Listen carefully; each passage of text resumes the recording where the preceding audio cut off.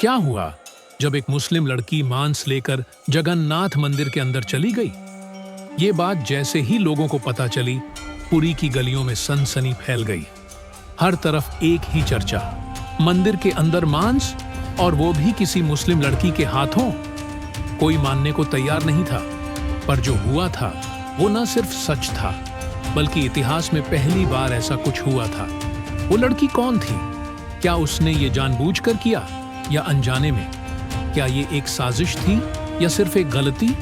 कहानी शुरू होती है एक गर्म दोपहर से, जब पुरी के जगन्नाथ मंदिर में हजारों भक्त दर्शन के लिए आए थे। उसी भीड़ में एक साधारण सी लड़की, सामान्य कपड़े, सिर ढका हुआ, हाथ में एक छोटा सा थैला।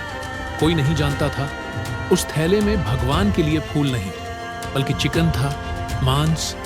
और जैसे ही वो मंदिर के अंदर पहुंची, चारों तरफ एक अजीब सी बेचैनी फैल गई। कुछ लोगों को बदबू महसूस हुई, किसी ने पुजारी को बताया, और फिर जो हुआ उसने सबको हिलाकर रख दिया। वो लड़की थी सन्ना फातिमा, दिल्ली के जामिया नगर की रहने वाली, उम्र सिर्फ 21 साल। देखने में बिल्कुल साधारण, लेकिन सोच में तीखी। उसे हमेशा से परंपराओं को लेकर सवाल रहते थे। उसका मानना था कि आस्था अगर सच है तो सवालों से नहीं डरती। उसने बचपन से ही मंदिरों के बारे में, धर्म के नियमों के बारे में बहुत कुछ सुना था, लेकिन उसके मन में हमेशा एक बात चुभती थी, क्या ईश्वर सच में किसी धर्म या प्रसाद के रूप से परे है? कॉलेज के दौरान उसने जगन्नाथ मंदिर के बारे में जाना। वो मंदिर जहां कहा जाता है कि भगवान जगन्नाथ खुद स्नान के बाद 15 दिन के लिए अंतर्ध्यान हो जाते हैं, जहां मूर्तियां बदलती हैं, जहां नॉन हिंदुओं को प्रवेश नहीं मिलता, और जहां मांस तो क्या, प्याज लहसुन तक की कोई गंध भी अपवित्र मानी जाती है। सना के मन में सवाल उठा, क्या होगा अगर कोई मुस्लिम लड़की मांस लेकर उस मंदिर में चली जाए? ये कोई विद्रोह नहीं था, ये कोई मजहबी कट्टरता नहीं थी, ये सिर्फ एक सवाल का पीछा था।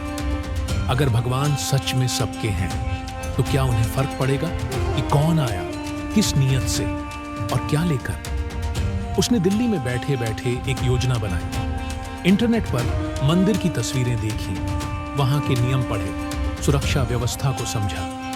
फिर एक दिन बिना किसी को कुछ बताए वो अकेली दिल्ली से पुरी के लिए निकल पड़ी। उसने ट्रेन में सफर किया, चेहरे पर मास्क लगाया ताकि कोई पहचान न सके। एक पीले रंग का सूट पहना, माथे पर बिंदी लगाई, हाथ में फूलों और प्रसाद से भरा थैला, और उसी थैले में सबसे नीचे छिपा था प्लास्टिक में पैक किया गया एक कच्चा चिकन का टुकड़ा। पुरी स्टेशन पर सुबह पहुंची। उसने एक सस्ते होटल में चेक इन किया और फिर नहाकर पूरी तरह से श्रद्धालु के रूप में तैयार होकर मंदिर की ओर निकल गई।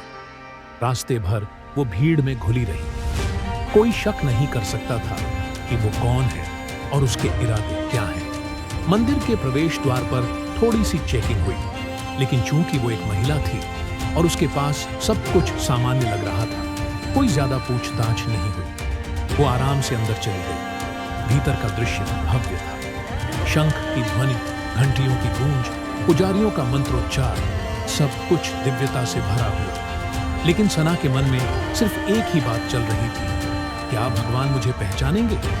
क्या उन्हें मुझसे फर्क पड़ेगा?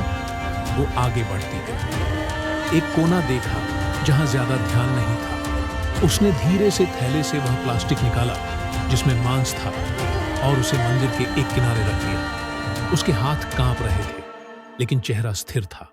उसने आंखें मूंद दी और भगवान की मूर्ति की ओर देखा।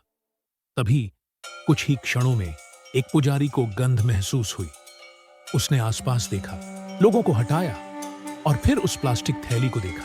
उसे उठाया और खोलते ही मंदिर के अंदर हाहाकार मच गया। मांस! मंदिर के अंदर मांस! ये किसने किया? कौन लाया?